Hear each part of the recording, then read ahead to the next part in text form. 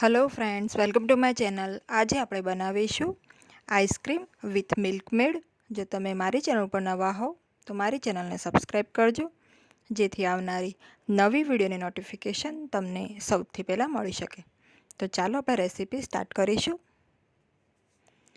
સૌપ્રથમ આપણે આ રીતે એક જાડા તળિયાવાળું વાસણ લઈશું. એમાં થોડું પાણી નાખીશું. લગભગ 2 ચમચી જેટલું આપણે પાણી નાખવાનું છે. ત્યારબાદ આપણે આમાં 4 કપ જેટલું દૂધ નાખીશું. પાણી નાખવાથી દૂધ નીચે બળશે નહીં.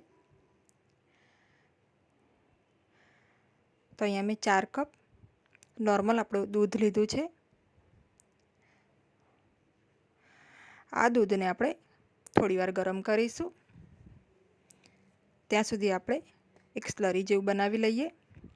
તો અહીંયા મેં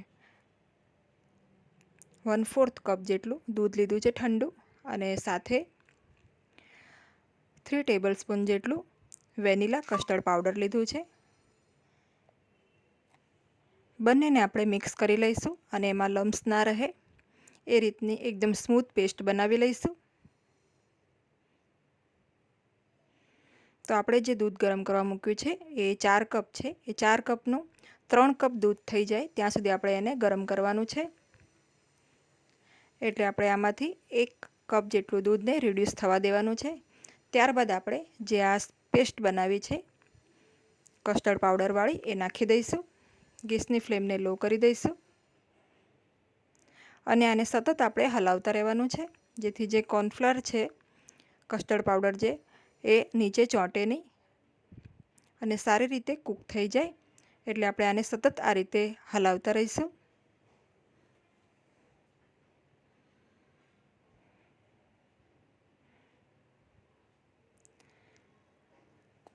તો થોડી વાર આપણે આને કૂક કરવાનું છે, જેથી જે કસ્ટર્ડ પાવડર છે એ સરસ રીતે કૂક થઈ જાય અને આપણું જે મિશ્રણ છે એ પણ સરસ ઘટ્ટ થઈ જાય. તો લગભગ 5 થી 6 મિનિટ બાદ તમે જોશો તો આ રીતે આપણું મિશ્રણ એકદમ સરસ ઘટ્ટ થવા લાગશે. તો આ રીતે મિશ્રણ એકદમ સરસ ઘટ્ટ થાય ત્યાં સુધી આપણે એને કૂક કરી લેવાનું છે. તો સારી રીતે આ રીતે હલાવતા રહેવાનું છે, જેથી નીચે ચોંટે નહીં. અને સાઈડની કિનારી પણ આપણે કાઢીને આમાં મિક્સ કરતું રહેવાનું છે.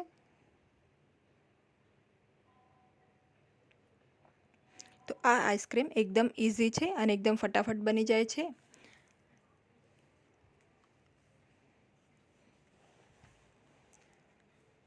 તો હવે આપણું મિશ્રણ એકદમ સરસ ઘટ્ટ થઈ ગયું છે. તો આપણે ગેસની ફ્લેમને બંધ કરી દઈશું અને હવે આ મિશ્રણને આપણે ઠંડુ થવા દઈશું.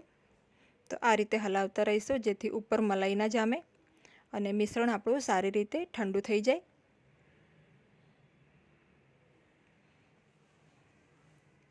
તો મિશ્રણને આપણે નોર્મલ રૂમ ટેમ્પરેચર ઉપર આવે ત્યાં સુધી ઠંડુ કરી લેવાનું છે. ત્યારબાદ આ મિશ્રણને આપણે એક બીજા બાઉલમાં કાઢી લઈશું. તો અહીંયા આપણું મિશ્રણ ઠંડુ થઈ ગયું છે. મેં એને બીજા બાઉલમાં લઈ લીધું છે. હવે આપણે આમાં થોડી વસ્તુ એડ કરીશું. સૌથી પહેલાં આપણે આમાં થોડા ટીપા વેનીલા એસેન્સ છે એ નાખીશું. લગભગ 8 થી 10 ટીપા મેં વેનીલા એસેન્સના નાખ્યા છે. ત્યારબાદ 400 ગ્રામનું જે કન્ડેન્સ મિલ્કવાળું જે ટીન આવે છે અમૂલનું એ નાખી દઈશું.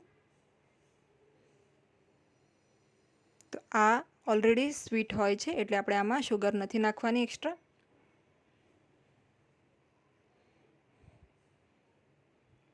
સાથે અહીંયા મેં પોણા કપ જેટલી ફ્રેશ મલાઈ છે એ નાખી દઈશું. હવે બધી વસ્તુને આપણે એક વખત મિક્સીમાં ફેરવી લેવાનું છે, જેથી જે બેટર છે આપણું એકદમ સરસ ક્રીમી બની જાય. તમે હેન્ડ બ્લેન્ડરનો પણ ઉપયોગ કરી શકો છો.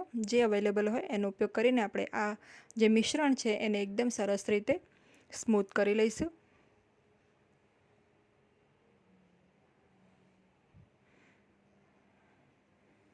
તો આ રીતે તમે બ્લેન્ડરની મદદથી અથવા તો મિક્સી જારમાં પણ આ મિશ્રણને નાખીને સ્મૂથ બનાવી શકો છો.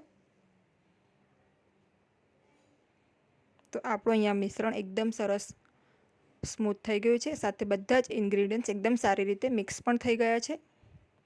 હવે આપણે આને જે ડબ્બામાં આપણે આઈસ્ક્રીમ જમાવવાની હોય એમાં આ રીતે ભરી દઈશું.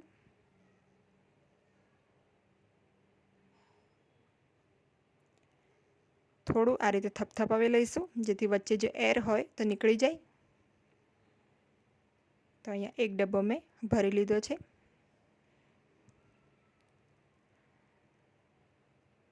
હજી આપણું મિશ્રણ થોડું વધ્યું છે તો આપણે એનાથી બીજા ડબ્બામાં પણ એ ફિલ કરી દઈએ. તો એક ડબ્બો અહીંયા મેં લોક કરી દીધો છે.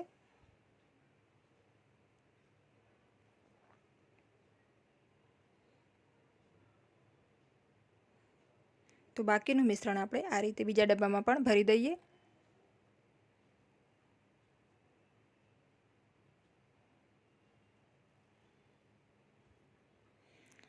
હવે આપણે આ બંને ડબ્બાને ફ્રીઝરમાં મૂકી દઈશું ઓવરનાઇટ માટે. તો સરસ રીતે આ જામી જશે આઈસ્ક્રીમ, અથવા તો તમે 6 થી 8 કલાક માટે પણ આને ફ્રીઝરમાં મૂકી શકો છો. તો બીજા દિવસે આપણે જોઈ લઈએ.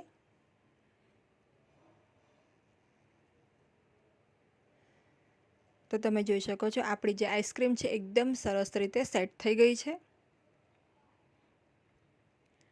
તો હવે આપણે આને સર્વ કરી લઈએ. તો એકદમ ઝટપટ બની જાય એવી એકદમ ઇઝી રેસીપી છે આઈસ્ક્રીમની. તમે આ રેસીપી ચોક્કસ ટ્રાય કરજો. નાનાથી લઈને મોટાને સૌને આઈસ્ક્રીમ તો ભાવે જ છે. આ રેસીપી પણ બહુ જ ભાવશે. એકદમ ક્રીમી ટેક્સચરવાળી આપણી આઈસ્ક્રીમ તૈયાર થઈ છે.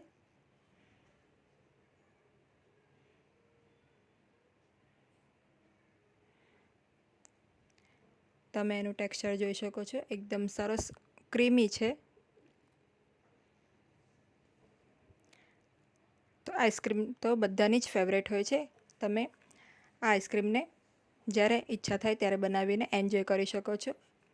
તો જો તમને મારી આજની આ રેસીપી ગમી હોય તો વિડીયોને લાઇક અને શેર કરજો અને મારી ચેનલને સબસ્ક્રાઈબ કરજો. Thanks for watching.